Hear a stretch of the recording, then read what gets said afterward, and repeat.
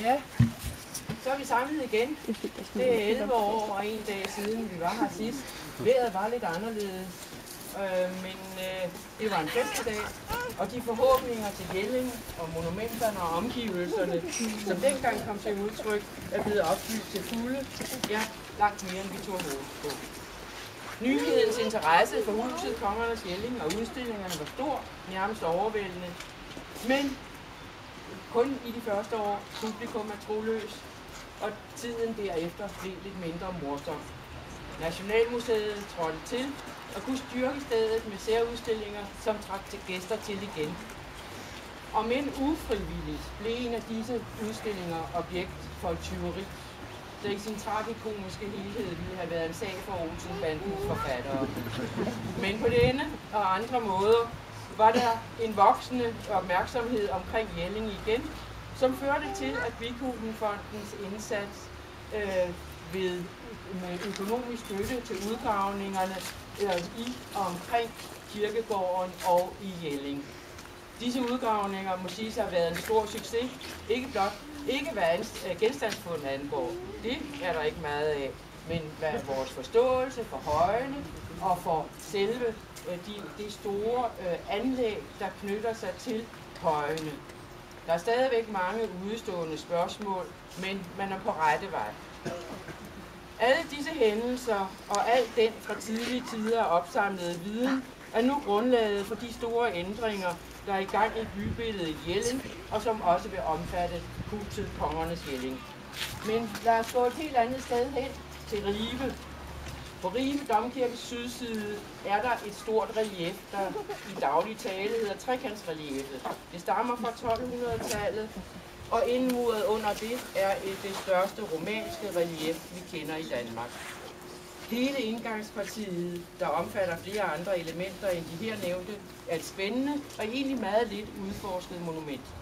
Men trekantsreliefet har i mange år været anset som værende under nedbrydning, og forslag om at sætte det under glas eller opføre en bygning omkring det har været drøftet mange gange.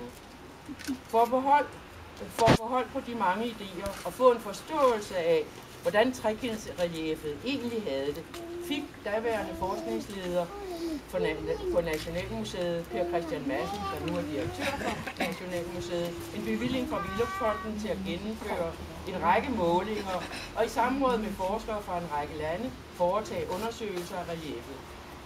På grund af det danske vejrlig måtte disse målinger nødvendigvis strække sig over et kalenderår, og inden man tog fat, blev reliefet gennemfotograferet og tidligere afstøbninger af det fundet frem fra lofter og kældre.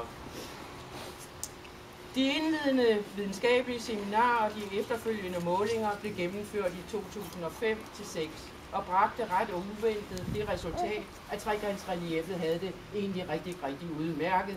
Derimod var det romanske relief ikke i nogen særlig god stand. Der var en aktiv revne, som så det var i fare for at brække.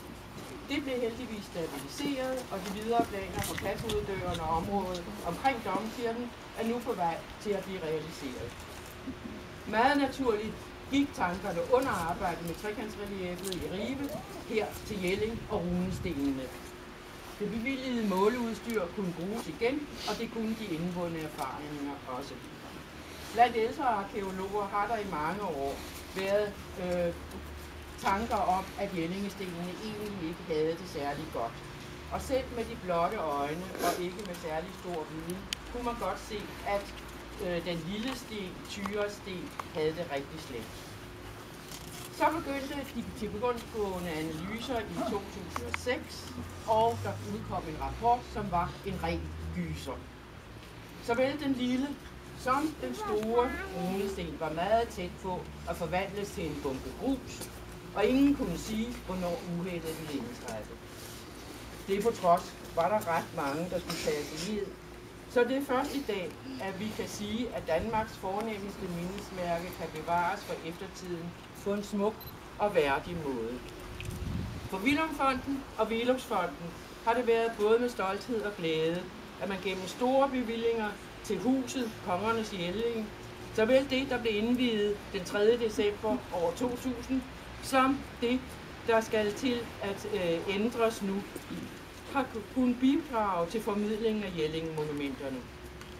Med Willochsfondens donationer til de videnskabelige undersøgelser af runestenene og den efterfølgende meget smukke indkapsling af disse, så har vi medvirket til, at de umistelige vidnesbyrd om Danmarks historie virkelig bliver umistelige. Der er grund til at rose de mange involverede i dette projekt, for opgaven har ikke været enkel. Blot spørgsmålet, om stenene kunne forblive der, hvor de stod, eller om de skulle flyttes, gav anledning til mange overvejelser. I det stærkt tekniske udviklede samfund er der bogstaveligt talt ikke den ting, der ikke kan lade sig gøre.